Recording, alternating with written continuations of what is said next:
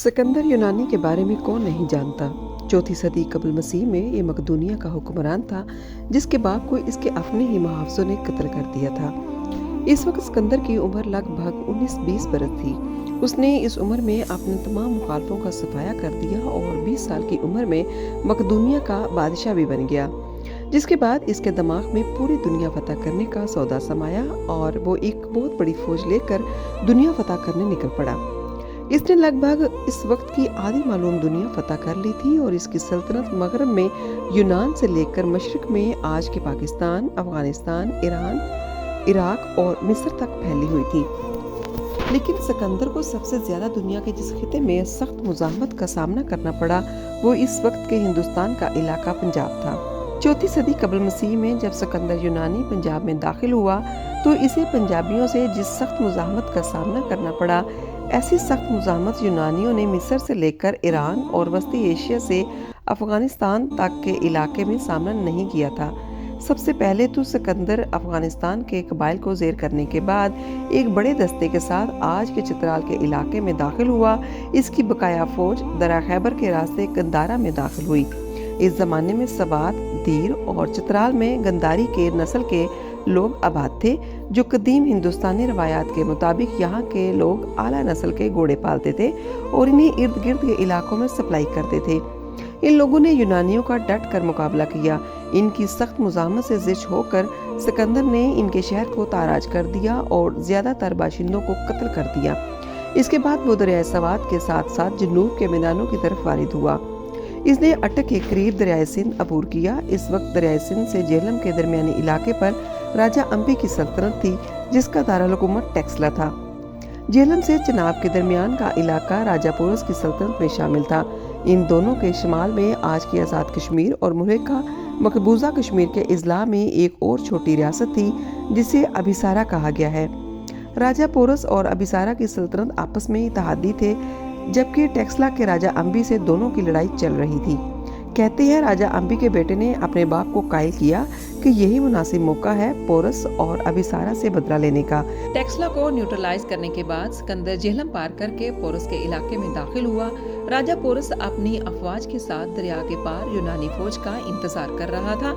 यहाँ दरियाए जेहलम के किनारे वो मशहूर जमाना जंग लड़ी गई, जिसे यूनानी बैटल ऑफ हाइटापस कहते हैं। इस जंग में राजा पोरस का जवान साला बेटा भी मारा गया। वो खुद भी जख्मी हुआ, लेकिन यूनानियों ने लिखा है कि पोरस और इसकी फौज इस कदर जंगजू और दलेर थी कि यूनानियों ने ऐसी बहादुर कौम अपनी अभी तक की मुहिमात के दौरान दुनिया में नहीं देखी थी। यूनानियों ने राजा पोरस बारे लिखा है कि इसका कद 7 फुट था और गोरे चिट्टे रंग का बेहतरीन जंगजू था। जिस हाथी पर वो सवार था, इसके बारे लिखते हैं कि ये हाथी फौज के बाकी हाथियों से बहुत बड़ा और खूबसूरत था और इस हाथी को जंग की खुसूसी तरबियत दी गई थी। यूनानियों के मुताबिक पंजाबी फौज 4 किस्म के दस्तों पर मुश्तमिल थी। एक रथ सवारों का रसाला, जिसको घोड़े खींचते थे, और हर रथ पर 6 अफराद सवार होते थे, जिनके पास तीर कमान और नेज़े होते थे। दूसरा घुड़सवारों का दस्ता था, तीसरा हाथियों की फौज और चौथे पैदल जंगजू। पंजाबी फौज यूनानियों से बहुत बहादुरी से लड़े, मगर सिकंदर इनसे कहीं ज्यादा शातिर और मिलिट्री स्ट्रेटजी का माहिर था। इसने दरियाए जेहलम को शुमाली तरफ से इस इलाके से पार किया, जहां दरिया में कई जजीरे थे। जब सिपाही दो बदू लड़ाई में मसरूफ थे, तो सिकंदर ने झाड़ियों के पीछे छुपाई हुई ताजा दम फौजी दस्तों को हमले का हुक्म दे दिया। ये हमला सरप्राइज साबित हुआ और पहले से लड़ाई करते चले आ रहे थके मांदे पंजाबी सिपाही यूनानियों के हाथों गाजर मूली की तरह कटने लगे। मगर यूनानी लिखते हैं कि ये लोग इतने बहादुर और निडर थे कि एक भी सिपाही मैदान जंग से नहीं भागा, बल्कि लड़ते हुए शहीद होते चले गए। राजा पोरस अगले महाज पर अपने हाथी पर बैठा खुद अपने लश्कर को लीड कर रहा था।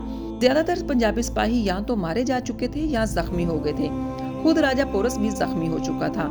यूनानियों के मुताबिक पोरस का हाथी बहुत ज़हीन जानवर था। इस सारे खून खराबे के दौरान वो अपनी जगह पर डटा रहा।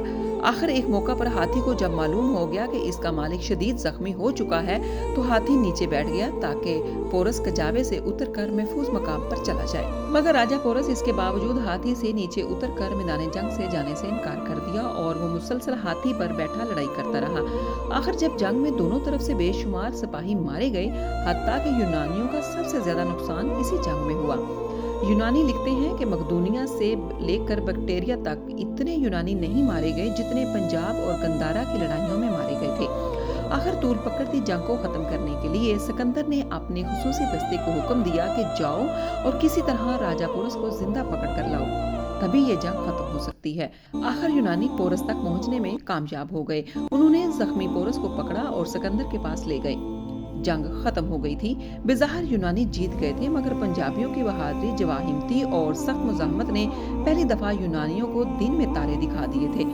पहली दफा यूनानियों को टक्कर की कौम मिली थी, मगर ये तो अभी शुरुआत थी। सिकंदर ने पोरस की बहादुरी से मुतासिर होकर न सिर्फ ये कि इसे जिंदा रहने दिया, बल्कि दरियाए जेहलम से मशरक की तरफ पंजाब का सारा इलाका पोरस के हवाले कर दिया। इसके बाद सिकंदर छोटी मोटी झड़पें करता दरियाए ब्यास तक गया। सिकंदर जाती तौर पर मगध की नंदा सल्तनत पर हमले का सोच रहा था, मगर ब्यास के किनारे इसकी फौज में बगावत हो गई। यूनानियों ने मजीद हिंदुस्तान में अंदर तक जाने से इनकार कर दिया। इसके बाद यूनानियों ने वापसी की राह इख्तियार की। वो ब्यास से मगरब की तरफ आए और दरियाए चिनाब और रावी के जरिए जुनूब की तरफ सफर शुरू कर दिया। वस्ती पंजाब में पहले इनका सामना सेबी कबीले से हुआ, मगर बड़ी जंग की नौबत न आई। मगर जब यूनानी इस इलाके में पहुंचे जहां दरियाए रावी और चिनाब आपस में मिलते थे, इस इलाके का नाम मालिया था और यहाँ के लोगों को यूनानियों ने मालियंस कहा था। यहाँ के पंजाबियों ने यूनानियों का वो हश्र किया कि वो यही सोचते रहे होंगे कि खुदाया किस मुल्क में आकर फंस गए हैं हम। मुल्तान की लड़ाई में हजारों यूनानी मारे गए। मालू ने यूनानियों का बेशुमार सामान जो दरियाओं कश्तियों पर सफर कर रहा था पर कब्जा कर लिया।